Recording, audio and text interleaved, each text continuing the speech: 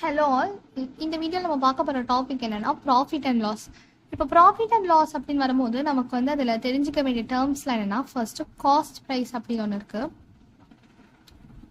Cost price. இப்போ cost price அப்படின்னா என்னென்னா, இப்போ ஒரு ப்ராடக்ட்டை வந்து நான் பர்ச்சேஸ் பண்ணுற ஒரு அமௌண்ட்டுக்கு வாங்குறேன் அப்படின்ற அந்த அமௌண்ட் வந்து ஃபார் எக்ஸாம்பிள் 1000 rupeesக்கு நான் வாங்கிக்கேன் ஒரு ப்ராடக்ட்டை அப்படின்னா அதுதான் காஸ்ட் ப்ரைஸ். இப்போது நெக்ஸ்ட்டு மார்க்கெட் ப்ரைஸ்னு இன்னொரு டேர்ம் இருக்குது. மார்க்கெட் ப்ரைஸ் அப்படின்னா இப்போ நான் 1000 rupeesக்கு வாங்கின அந்த ஒரு ப்ராடக்டை ஒரு 500 rupees இன்க்ரீஸ் பண்ணி 1500 அப்படின்னு அதில் ப்ரைஸ் நான் போடுறேன். அது வந்து மார்க்கெட் ப்ரைஸ்.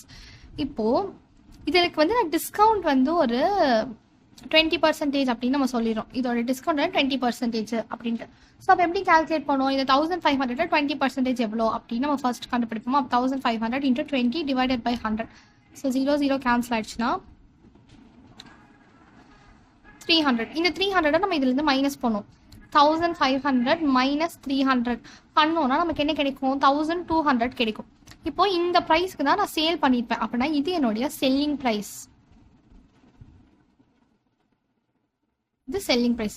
ஸோ இதுதான் இந்த மூணுத்துக்கும் இருக்கிற relation, cost price, market price and selling price. இப்போ எனக்கு என்னோட ப்ராஃபிட் எவ்வளோ அப்படின்னு தெரியணும் அப்படின்னா, நான் எவ்வளோ ப்ராஃபிட் வந்து விற்றுருக்கேன் அப்படின்னா நம்ம ஃபர்ஸ்ட்டு காஸ்ட் ப்ரைஸ் பார்க்கணும். 1000. இது வந்து செல்லிங் ப்ரைஸ் வந்து 1200. ஸோ மைனஸ் பண்ணால் 200 தான் நம்மளோட ப்ராஃபிட். ஸோ அப்போ இதை வச்சு நம்ம ப்ராஃபிட்கான ஃபார்முலா எழுதிடலாமா? ப்ராஃபிட் அப்படின்றது selling price minus cost price. இதுதான் ப்ராஃபிட்டோட ஃபார்முலா. இப்போ இதுவே வந்து நான் இப்போ நெக்ஸ்ட் எனக்கு வந்து ப்ராஃபிட் பர்சன்டேஜ் வேணும் அப்படின்னா, ப்ராஃபிட் கண்டுபிடிச்சிட்டோம். ப்ராஃபிட்டோடைய பர்சன்டேஜ் வேணும்னா profit by cost price into 100. இதுதான் ஃபார்முலா. இதில் ஏதாவது ப்ராஃபிட் பர்சன்டேஜ் எவ்வளோ அப்படின்னு நம்ம கண்டுபிடிச்சிடலாம். இப்போ எப்படி போடுவோம்? நமக்கு ப்ராஃபிட்ன்றது 200 இங்கே கிடைச்சிது. காஸ்ட் ப்ரைஸ் வந்து 1000 இன்டூ 100. இதில் போட்டு 0 0 கேன்சல் பண்ணோன்னா 20% ஆஃப் ப்ராஃபிட் கிடைச்சிருக்கு. ஸோ இப்படி தான் நம்ம கால்குலேட் பண்ணுவோம். இதுவே லாஸ்னால் சேம், லாஸுக்கும் இதே மாதிரி தான் நம்ம ஃபார்முலா ரிலேட் பண்ணுவோம். அங்கே வந்து நமக்கு என்ன வரணும்? நம்ம வாங்கின ப்ரைஸ் காஸ்ட் ப்ரைஸை விட கம்மியான அமௌண்ட்டுக்கு வந்து சேல் பண்ணியிருக்கிறோம் அப்படின்னு அர்த்தம். ஸோ அப்போ வந்து காஸ்ட் ப்ரைஸ்லேருந்து செல்லிங் ப்ரைஸை மைனஸ் பண்ணும். அண்ட் லாஸ் பர்சன்டேஜும் சேம் இதே மாதிரியான formula, loss divided by cost price into 100. இதில் தான் கால்குலேட் பண்ணும். இப்போ நம்ம ப்ராப்ளம் சால்வ் பண்ணுவோம். Cost price of a product is ₹1200. இப்போ என்ன கொடுத்துட்டாங்க? காஸ்ட் ப்ரைஸ் வந்து 1200 அப்படின்னு கொடுத்துட்டாங்க. If the product should gain a profit of 25% after a discount of 20%, then what is the marked price of the product? Cost ப்ரைஸ்லேருந்து marked price தெரில, அதுதான் நம்ம கண்டுபிடிக்கணும். அதாவது காஸ்ட் ப்ரைஸ்க்கு நான் இப்போ ஒரு அமௌண்ட்டுக்கு வாங்கிட்டேன். ஒரு ப்ராடக்ட் வந்து ஒரு 1200 அமௌண்ட்டுக்கு வாங்கிட்டு வந்து நான் மார்க் பண்ணி ஒரு அமௌண்ட்டுக்கு இன்க்ரீஸ் பண்ணி சேல் பண்ணுறல, அதுதான் மார்க்கெட் ப்ரைஸ். இப்போ நெக்ஸ்ட் மார்க்கெட் ப்ரைஸ்லேருந்து எவ்வளோ டிஸ்கவுண்ட் கொடுக்குறாங்கன்னா 20% டிஸ்கவுண்ட் தராங்களாம். ஸோ அதுலேருந்து அந்த 20% போக அவங்க எந்த அமௌண்ட்டுக்கு சேல் பண்ணுறாங்களோ அதுதான் நம்மளோட செல்லிங் ப்ரைஸ். இப்போ என்ன சொல்கிறாங்கன்னா 25% ப்ராஃபிட் கெயின் ஆயிருக்கு அப்படின்னு சொல்கிறாங்க. ப்ராஃபிட்டோடைய பர்சன்டேஜ் வந்து கொடுத்துருக்காங்க 25%.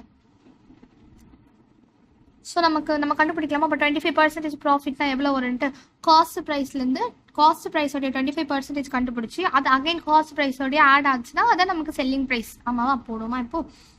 அப்போது 1200 இன்டூ 25/100 நம்ம கேன்சல் பண்ணிட்டோம்னா நமக்கு வந்து 300 அப்படின்றது ஆன்சராக கிடச்சிருக்கு. அப்போ ப்ராஃபிட் வந்து 300 rupees அவங்களுக்கு கிடச்சிருக்கு. நான் பர்சன்டேஜ்லேருந்து அமௌண்ட்டாக கண்டுபிடிச்சிட்டு 300 rupees கிடச்சிருக்கு. அப்போது காஸ்ட் ப்ரைஸை விட அவங்க 300 rupees எக்ஸ்ட்ராவாக தானே சேல் பண்ணியிருக்காங்க. அப்போது செல்லிங் ப்ரைஸ் என்ன வரும்? நமக்கு 1200 + 300 1500. செல்லிங் ப்ரைஸ் நம்ம கண்டுபிடிச்சிட்டோம் 1500.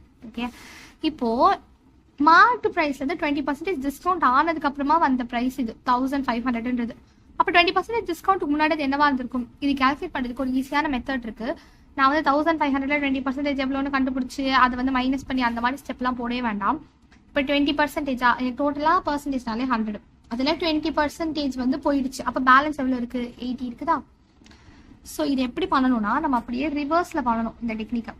அப்போது 1500 டிவைடட் பை 80 இன்டூ 100 இப்படி போட்டால் நமக்கு கிடைச்சிடும். 0 0 கேன்சல் பண்ண நெக்ஸ்ட் 0 0 கேன்சல் பண்ணோம். அப்புறமா வந்து நான் இது 2 டேபிளில் கேன்சல் பண்ணோம் 4 டைம்ஸ் 5 டைம்ஸ் அண்ட் 4 டேபிளில் கேன்சல் பண்ணோம் 375.